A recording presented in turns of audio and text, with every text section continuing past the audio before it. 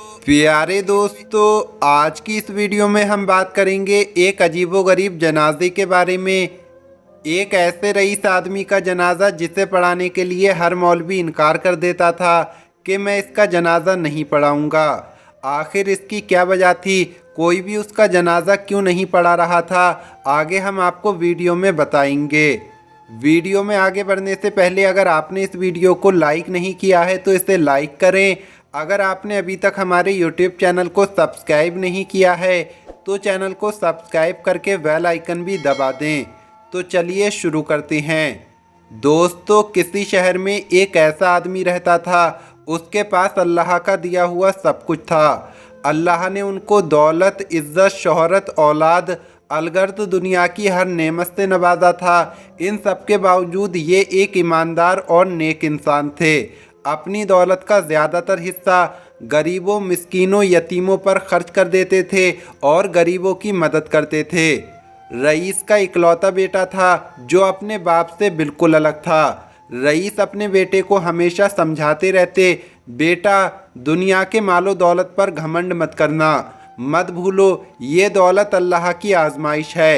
इसलिए बेटा इस दौलत में गरीबों, यतीमों और परेशान लोगों का भी हिस्सा रखा करो, क्योंकि एक दिन ऐसा आएगा कि ये दौलत इसी दुनिया में रह जाएगी और तेरे साथ जो चीज़ जाएगी वो सिर्फ तेरा कफन होगा। रईस का बेटा दौलत और दुनिया को सब कुछ समझता था। उस पर बाप की बात का कोई असर नहीं होता था। वक्त गुजरता गया। एक वक्त ऐसा आया कि वो रईस सख्त बीमार पड़ गए। काफ़ी इलाज के बाद भी कोई बेहतरी नहीं आई। एक दिन रईस ने अपने मुंशी को बुलाया और उनको एक ख़त का लिफाफा दिया और कहा, मुंशी ये ख़त का लिफाफा मेरे बेटे को उस वक्त दे देना जब मेरा जनाजा कब्रिस्तान में रखा जाए। मरने से पहले उसने अपने बेटे को बुलाया और कहा, बेटा मेरी एक आखिरी ख्वाहिश है, जब मैं मर जाऊं तो मुझे मेरे पुराने मोज़े पहनाकर दफन करना। ये मेरी आखिरी ख्वाहिश है और बेटा मुझे यकीन है कि मेरी आखिरी ख्वाहिश तू ज़रूर पूरी करेगा। बाप ने बेटे से वादा लिया। बेटे ने अपने रईस बाप को यकीन दिलाया कि वो उनकी ये ख्वाहिश ज़रूर पूरी करेगा। इसके बाद उस रईस का इंतकाल हो गया। रईस की लाश को गुस्ल दिया गया। कफन पहनाने के साथ ही बेटे ने बाप की ख्वाहिश के मुताबिक उसे उसके पुराने मोज़े पहनाए। जनाजा कब्रिस्तान में लाया गया। काफ़ी तादाद में लोग नमाज जनाजा पढ़ने के लिए आए हुए थे।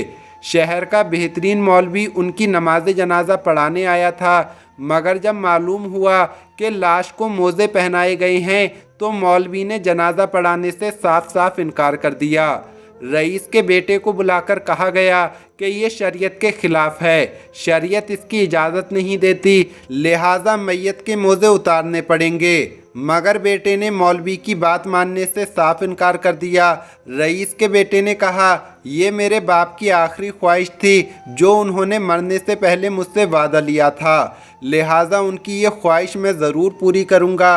अब कब्रिस्तान में एक मसला बन गया।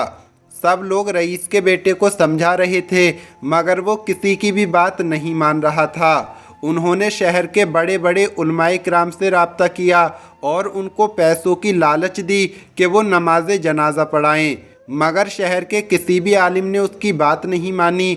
हर एक ने यही कहा कि ये शरीयत के ख़िलाफ़ है, मुर्दे के साथ सिवाय कफन के कोई चीज़ नहीं जा सकती।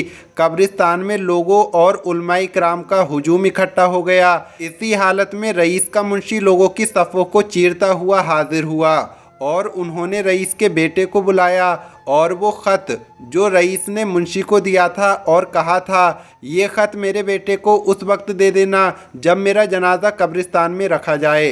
तो मुंशी ने वो ख़त रईस के बेटे को दे दिया और कहा कि आपके अब्बा ने ये ख़त मुझे दिया था और ये वसीयत की थी, मुझसे ये कहा था कि मैं ये ख़त आपको उस वक्त दूं जब उनका जनाजा कब्रिस्तान में रखा हो। रईस के बेटे ने ख़त लिया और उसे खोलकर देखा। उसमें लिखा हुआ था, प्यारे बेटे मैं शहर का सबसे अमीर आदमी था, मगर देख लो आज मैं अपने साथ ये पुराने मोज़े भी लेकर नहीं जा सकता। मेरे बेटे आज मेरे साथ सिवाय मेरे कफन के मेरी कब्र में कोई भी चीज़ मेरे साथ नहीं जाएगी। जो कुछ मैंने दुनिया में कमाया, जो माल मैंने दुनिया में जमा किया, सब कुछ दुनिया में ही रह जाएगा। मेरे बेटे, मैं तुझे वसीयत करता हूँ, मैं जो कुछ छोड़कर जा रहा हूँ उसे नेक राह में खर्च करना। मेरे बेटे, दौलत पर कभी भी तकब्बुर मत करना, घमंड मत करना, क्योंकि दौलत इसी दुनिया में रह जाएगी। बेटे ने जब खत को पढ़ा तो ज़ारो कतार रोने लगा। उसने अपने बाप के मोज़े उतार दिए, नमाज जनाजा पढ़ाया गया और उसे दफना दिया गया। उसके बाद उस बेटे ने भी अपने बाप की तरह काम किया। उसने अपनी दौलत का ज़्यादातर हिस्सा गरीबों, यतीमों और मिसाकीनों में खैरात कर दिया और एक अच्छी ज़िंदगी गुजारने लगा। दोस्तों, कुछ वाक़यात, किस्से और कहानियाँ गुजर जाते हैं, लेकिन इंसान के लिए काफ़ी सबक छोड़ जाते हैं। सच है, जब इंसान मरता है तो मर ही जाता है और सिवाय कफन के अपने साथ कब्र में कोई भी चीज़ लेकर नहीं जा सकता। और जो चीज़ हमारे साथ कब्र में जाती है वो हमारे आमाल होते हैं। आखिर में अल्लाह रब्बुल इज़्ज़त से दुआ है, अल्लाह पाक हमें नेक आमाल करने और बुराई से बचने बचाने की तौफीक अता फरमाए, कहने सुनने से ज़्यादा अमल करने की तौफीक अता फरमाए। आमीन, अल्लाहुम्मा आमीन। आज की इस वीडियो में इतना ही। इस वीडियो को लाइक ज़रूर करें, ज़्यादा से ज़्यादा शेयर करें। अगर आपने अभी तक हमारे यूट्यूब चैनल को सब्सक्राइब नहीं किया है तो चैनल को सब्सक्राइब करके बेल आइकन भी दबा दें। मिलेंगे अगली वीडियो में। अस्सलामु अलैकुम, अल्लाह हाफिज़।